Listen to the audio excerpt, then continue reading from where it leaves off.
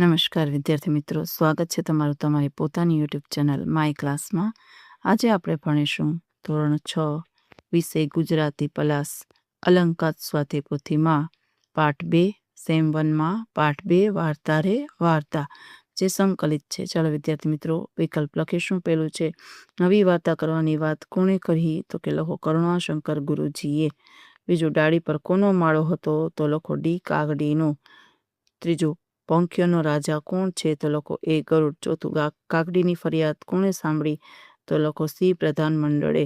બીજું હાથીની ધર્મની બહેન કોણ હતી, તો લખો બી કબૂતરી. છઠ્ઠું કબૂતરીનું નામ શું હતું, તો લખો ડી કપૂરી. ચલો હવે ખાલી જગ્યામાં લખો હાથીએ સડાક કરતી સૂંઢ ઊંચી કરી. બીજામાં લખો હાથીએ એક ડાળીને પકડમાં લીધી અને ડાળી તૂટી પડી. હાથીએ હળવે રહીને સૂંઢ ઊંચવી. અને ચોથું હાથી હાફળો ફાફડો દોડ્યો જાય છે. પાંચમું બાદ સરદાર હવામાંથી તીર વેગે હાથી પર બેસે છે. અને છઠ્ઠું ધમ પછાડા કરતો હાથી પાણીમાંથી બહાર નીકળે છે. પછીનો પ્રશ્ન છે ખરા ખોટાની નિશાની. કાગડીના માળામાં તેના 2 ઈંડા હતા. ખોટું. ગરુડના દરબારના દરવાજે ગીધની ચોકી હતી, તો કે સાચું. સેનાપતિ તરીકે બાજ પક્ષી હતા, તો કે સાચું. કબૂતરીએ બાજ સેનાપતિ પાસે હાથી માટે દયાની યાચના કરી, તો કે ખોટું. પ્રધાન મંડળ બતકોનું હતું, તો કે ખોટું. જોઈ શકો છો વિદ્યાર્થી મિત્રો. ચલો લખો ઘટા, તો કે ઘટાદાર. કસ, તો કે કસદાર. રસ, તો કે રસદાર. અણી, તો કે અણીદાર. મલાઈ, તો કે મલાઈદાર. સુગંધી, તો કે સુગંધીદાર. વજન, તો કે વજનદાર. જોર, તો કે જોરદાર. નસીબ, તો કે નસીબદાર. ખુશ્બુ, તો કે ખુશ્બુદાર. ચલો હવે છે અન્ય પક્ષી. મોર.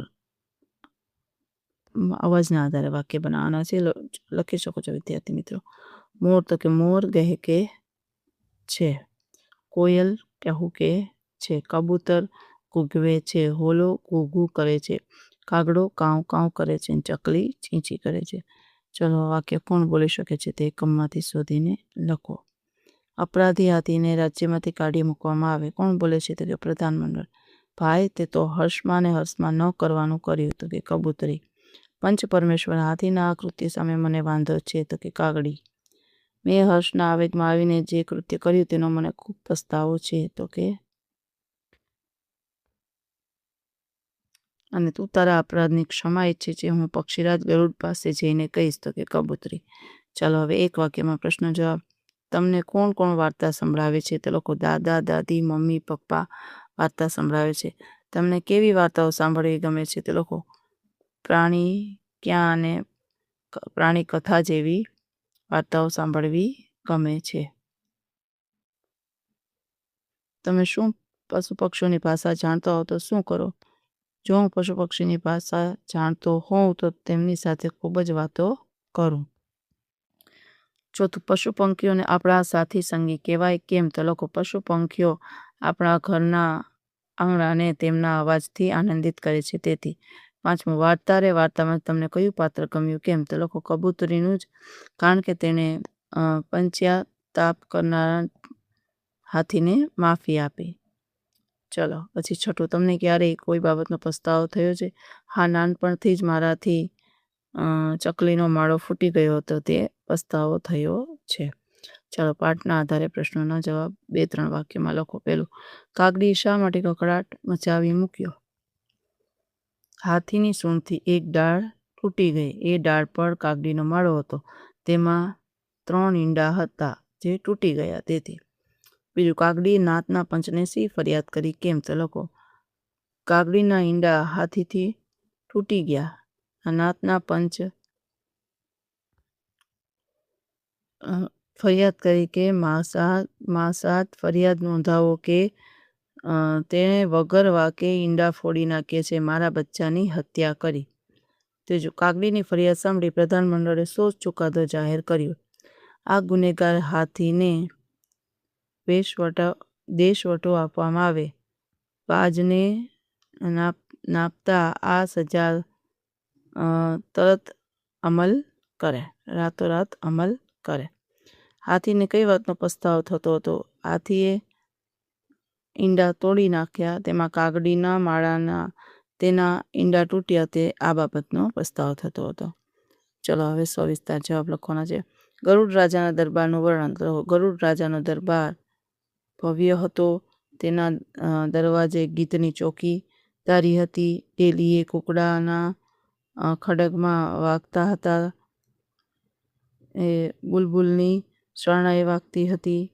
મેળીએ બુલબુલની શરણાઈ વાગતી હતી. ચોકમાં ન્યાયની તના પરિસ્તો હતો.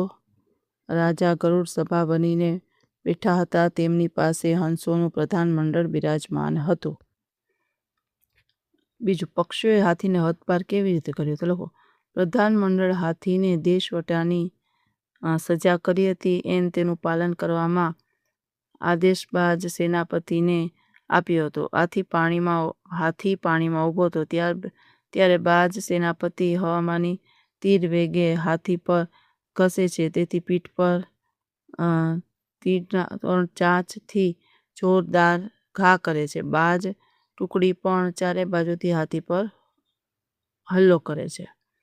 ચાલો, કબૂતરી હાથીની સજા માફ ન કરાવી હોત તો લખો. કબૂતરીનું નામ કપૂરી છે. તે હાથીની ધર્મની બહેન છે.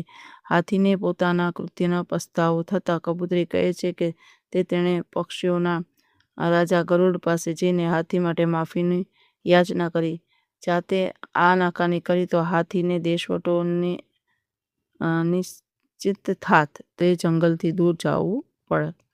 ચાલો હવે ઘટનાક્રમના આધારે ગોઠવવાનું છે વિદ્યાર્થી મિત્રો. 3, 1, 2, 5 અને 4. હવે વ્યાકરણ વિભાગ છે. સમાનાર્થી શબ્દ લખી શકો છો.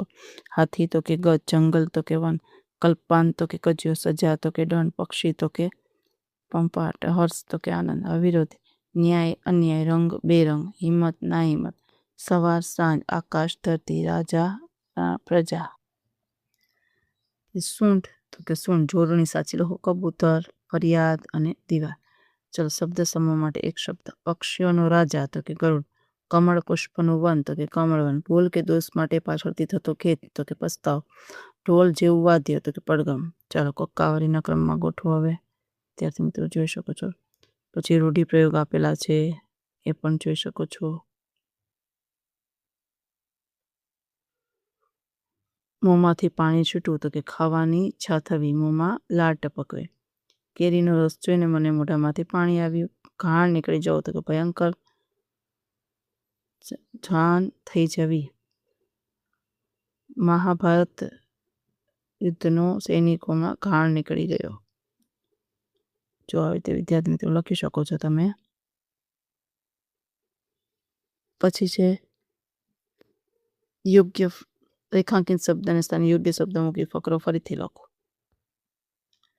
આ રીતે ફકરો લખી શકો છો વિદ્યાર્થી મિત્રો. પછી છે રેખાંકિત શબ્દનું કોષ્ટકમાં વર્ગીકરણ કરવાનું થાય છે. જો આવી રીતે તમે વર્ગીકરણ કરી શકો છો. જોઈ શકો છો વિદ્યાર્થી મિત્રો.